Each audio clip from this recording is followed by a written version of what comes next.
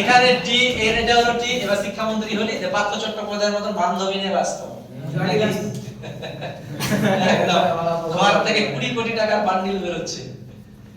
মানে তৃণমূলের যে কটা লিডার ছিল বুঝলি কিনা, ওই একটা কথা আছে, আবে কামাই করবি তো তৃণমূল কর, পয়সা লুটবি তো তৃণমূল কর, বুঝতে পারছিস? এটা একদম এক্সাক্ট একটা ডেফিনিশন ছিল তৃণমূলের। যে মাঝে মাঝে তৃণমূলকে বিকৃত করে তোলামূল বলতো, তোলামূল। তোলামূল মানে কি? তোলা, টাকা টাকা। তুই হিসাব কর, ওর বান্ধবীর ঘর থেকে 30 কোটি টাকা বের করছে, মানে বুঝতে পারছিস কি কন্ডিশন? ওটাতে গেল মদন মিত্রটা মাঝে মাঝে বলবে যে লোক তো সব 4টা 5টা করে রাখছে বান্ধবী, আমি একটা রাখতে দোষ। মদন মিত্র, এই যে মদন মিত্র, ওটাতে আছে কেউ কেউ আবার মদন মিত্র আবার একবার ইয়েতে ভাষা বলে যে ইয়ে সবথেকে মজা হলো কচি জিনিসে, বুঝলি? মানে কত নজর খারাপ, বুঝতে পারছিস?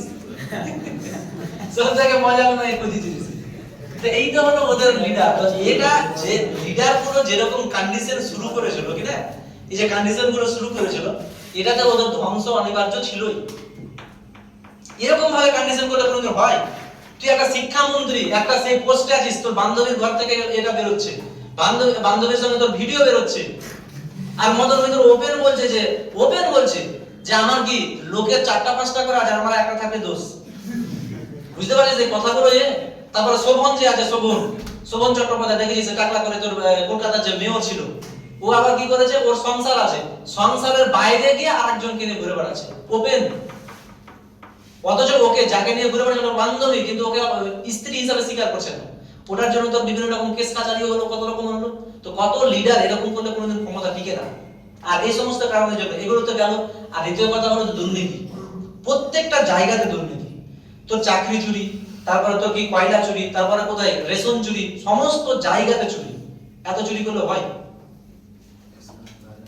মানে এখান থেকে যেটা এলো, তৃণমূল টোটালি একদম ডাউন, তৃণমূল আর উঠতেই পারবে না, ওর চ্যাপ্টার ক্লোজ হয়ে গেছে। এরপরে উঠবে সিপিআই। এবার যদি উঠে বিরোধী, মূল বিরোধী পক্ষ যদি হয় তাহলে সিপিআই, এবার সিপিআই উঠবে, হ্যাঁ, আর না হলে কংগ্রেস। তৃণমূল আর উঠবে না। তার মধ্যে মমতা মোটামুটি ধরে রাখ 5 বছর, তোরা 5 বছর যথেষ্ট ম্যাচিউর হয়ে যাবে। 5 বছরের মধ্যে দেখবি মমতা মারা গেছে, দেখবি গ্যারান্টি মারা গেছে। হ্যাঁ, এমনি তো মরে গেছে 5 বছরের মধ্যে। ও যদি ক্ষমতাটা থাকতো হয়তো বা 15 বছর থাকতো, কিন্তু 5 বছরের মধ্যে মারা যাবে, হার্ট ফেল করে পড়বে। মানে কেন করবে? ওই যে আমার ক্ষমতা প্রচুর পরিমাণে, আমি একটা কথা বলতাম পুরো ওয়েস্ট বেঙ্গলে হিলে গেল, ডিপ্রেশন। আর আমার কিছুই নাই, আমার এখন কিছুই নাই। ওই যে প্রচার হয়, লাস্ট প্রচার 23 তারিখে ভোট ছিল, 21 তারিখে একদিন সাংবাদিক সম্মেলন করে বললো যে আমাকে কেউ পাত্তাই দিতে চাইছে না, এসপি আমার ফোন ধরছে না, আমার ডিজি আমার ফোন ধরছে না, আমার ডিএম ফোন ধরছে না।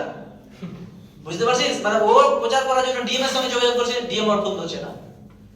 এবার এটার জন্য কিন্তু একটা অন্যরকম ব্যাপার আছে কি, যে আগে থেকে কিন্তু বিজেপি সমস্ত কিছুগুলোকে কিন্তু সেটিং করে নিয়েছিল। ডিএম থেকে, এডিএম থেকে, এসপি থেকে, ডিজি থেকে, এসডিও থেকে, এসডিএম থেকে সমস্ত কিছুকে কিনে নিয়েছিল। আর ওই কারণের জন্য কিন্তু মমতা থাকতে না পারে মুখ ফুসকে কিন্তু বলে দিল যে আমাকে পাত্তাই দিচ্ছে না, আমার ফোনই ধরছে না। তো তোর ফোন ধরবে কেন? তো বিকিয়ে দিয়েছে তোকে, এত কিছু করলে হবে? ফোন ধরতে হবে? হ্যাঁ, এবার এই মমতার তোর একটা জিনিস, মমতার একটা জিনিস কি বলতো, যে মানে এই যে তোর বিকিয়ে গেছে বিজেপির কাছে কিনা, এই জিনিসটা বুঝেও না বুঝার ভান করে রেখেছিল। মানে ও একটা ওভার কনফিডেন্স ছিল যে কি হবে, কোনো কিছু নাই পাশে দিয়ে পৌঁছে। কিন্তু ভিতর যে তোর এই যে এই কন্ডিশন গুলো করলো, এগুলো তোর ওরা ধরতেই পারেনি। কিছু করার নাই, সবাই যখন সিস্টেমের খেলাফ যাবে তখন কিছু করার। আর এখান থেকে দেখবি শওকত মোল্লাকে শুনেছিস তো, অনুব্রত মণ্ডল নাম শুনেছিস তো, এদের অবস্থা যে কি হবে দেখবি এবার। অনুব্রত, তারপর শওকত মোল্লা, তারপর আনাবুল, যতগুলো মুসলিম লিডার আছে এদেরকে কিন্তু জেল যেতে হবে। হুমায়ুন যাবে না, হুমায়ুন পলিটিক্স আছে, হুমায়ুন কিন্তু তোর বিজেপির সঙ্গে লিডার আছে, টাই আছে। তুই দেখবি যে এই যে বিজেপি সেন্ট্রালে আছে, অথচ ওয়েস্ট বেঙ্গলের মধ্যে বাবরি মসজিদ তৈরি হচ্ছে, এটা কিভাবে সম্ভব? কোনদিন সম্ভব? অথচ তোর বিজেপি থাকাতে যে কোনো একটা ধর্মীয় একটা উদ্দীপনা লাগিয়ে যে কোনো লোককে পিটিয়ে মেরে দিয়েছে, অথচ হুমায়ুনের গায়ে একটা আঁচড় পড়লো না, কেন? কোশ্চেন যায় না? তার মানে কি টাইপ আছে? টাইপ না থাকলে হয় সম্ভব? এটা গেল দ্বিতীয় কথা। দ্বিতীয় কথা হলো, এই যে বিজেপি যেমন ক্ষমতাতে এলো, তাও প্রত্যেকটা জায়গাতে একটা ধর্মীয় উত্তেজনা ছাড়িয়ে যে কোনো লোককে, নিরীহ লোককে কিন্তু মারপিট মারদাঙ্গা করছে। দেখবি ভিডিওতে তৃণমূল কর্মীকে মারছে বা তৃণমূল কোনো মুসলিম কোনো একটা লোককে মারছে, এরকম ভিডিও কিন্তু হামেশা দেখাবি। কিন্তু দেখতে পাবি হুমায়ুনের কোন রকম পার্টির লোককে কেউ মেরেছে বিজেপি সমর্থক? খবর পেয়েছিস? বা হুমায়ুনের গায়ে কি আঁচড় পড়েছে? বা হুমায়ুনকে গালি দিয়েছে পেয়েছিস? বা যেখানে বাবরি মসজিদ তৈরি হয়েছে ওখানে গিয়ে কেউ বিক্ষোভ দেখিয়েছে? এই পলিটিক্স গুলো বুঝতে হবে।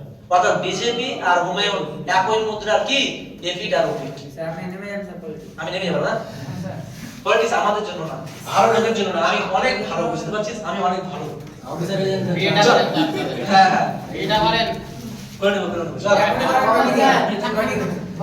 হ্যাঁ হ্যাঁ তোরা জানতে পারবি তো, আমাদের সামান জানতে পারবো তো, সামান জানতে পারবি, তোরা জানতে পারবি, তোরা চলে আসবি, এবার গভর্নমেন্টে আসবি। আপনি বলেছিলেন খাবো বিরিয়ানি, আসলে খাবো না না না খাবো, চল এখানে দেখে এবার লক্ষ্য করে। চল গল্প অনেকক্ষণ হলো, গল্পটা আনলাম এই কারণে যে ওদের সঙ্গে একটা ম্যাচ করার জন্য, যাতে করে চল এবার যে কথা বলছিস এখানে দেখ, মানে দেখ কত কি বলতো, ওরা পুরোটাই একটা ক্লাস তোর ইয়ে করে আছে। এবার যখনই তোর ইয়ে থাকবে কিনা তখন একটা গন্ডগোল হবে। চল এখানে যে তোকে আমি করছি, এখানে যেটা আমি বললাম যে এই যে আই পেলাম, এটা ভি পেলাম।